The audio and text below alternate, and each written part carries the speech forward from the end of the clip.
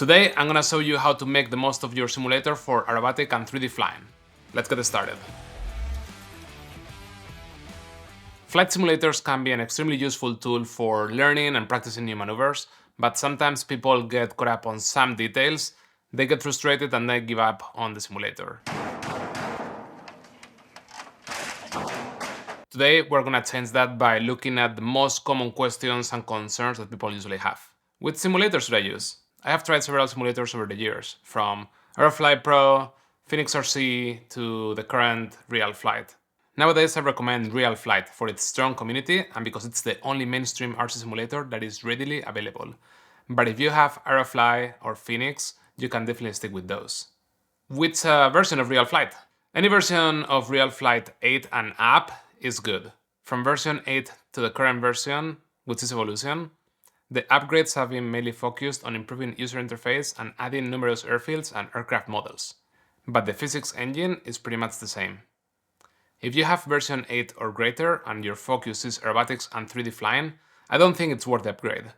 The additional airplanes are not very relevant, as none of the models included are particularly good at 3D, and we'll get our models from somewhere else. If you don't have a simulator yet, or you have an older version but want to have as many aircraft and airfields as possible, get Real Flight Evolution.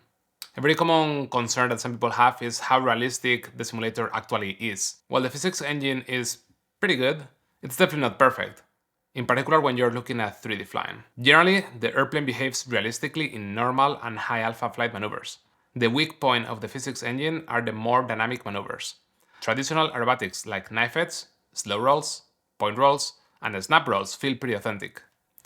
Post-stall maneuvers like harriers, rolling harriers, hovers, torque rolls, walls, and waterfalls are good, but the airplane is much more floaty and stable than the real thing, with minimal to no wing rocking and little inertia.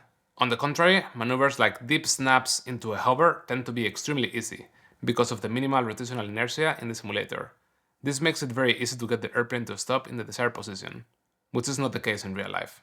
Maneuvers like crankshafts or knife edge spins can be challenging in the simulator due to the same lack of rotational inertia. Understanding these differences between simulator and real life can help you make the most of your sim training. For example, focus on building muscle memory for difficult maneuvers like crankshafts, even if they might not execute perfectly in the simulator. For post-stall maneuvers like harriers and rolling harriers, expect an additional learning curve when transitioning to your real airplane due to the increase in stability. The included models in Real Flight might not be ideal for 3D aerobatics, but the good news is that there's a ton of good aircraft available to download for free through the Real Flight swap pages. This is where the Real Flight community shares their aircraft edits, airfields, and custom color schemes. I have tested a lot of different models, and for a while now I have been using this Extreme Flight Extra NG 104 by the user Kaua, with great results. You can find the link to download it in the video description below. To use this model, simply click in that link and download the file. Then, in Real Flight, open the menu, click My Real Flight, import Real Flight Archives, and then select the file you just downloaded. Now, this model will be available for you to use in the aircraft menu. This model works pretty well for my flying style, but it's still not perfect. Crankshafts and knife edge spins are definitely not the best, and the roll rate increases a bit too dramatically when the airplane is traveling pretty fast. Outside of that, it works pretty well, and I prefer it to pretty much any other airplane I've tried so far. With this particular plane, I haven't changed anything regarding setup, but don't be afraid to modify dual rates or exponentials to make it feel more similar to your real airplane.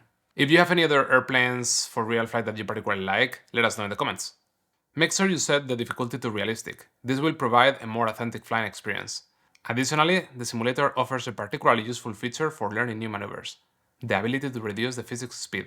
This basically is like running the simulator in slow motion, giving you more time to think about what your stick input should be, rather than simply losing control because you didn't react fast enough. When learning a new maneuver, I recommend bringing down the physics speed just enough to perform the maneuver comfortably. Then, as you get better at it, gradually increase the speed. Always keep the physics speed slightly out of your comfort zone to challenge yourself without becoming overwhelmed.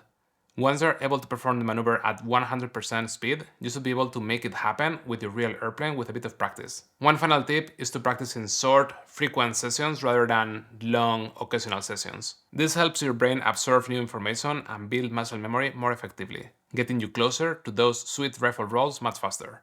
The flight simulator is a great tool to make you a better pilot, and I hope these tips will help you make the most of it. If you have any questions about real flight or want to share your flying progress, drop us a comment below. Happy flying and see you in the next video.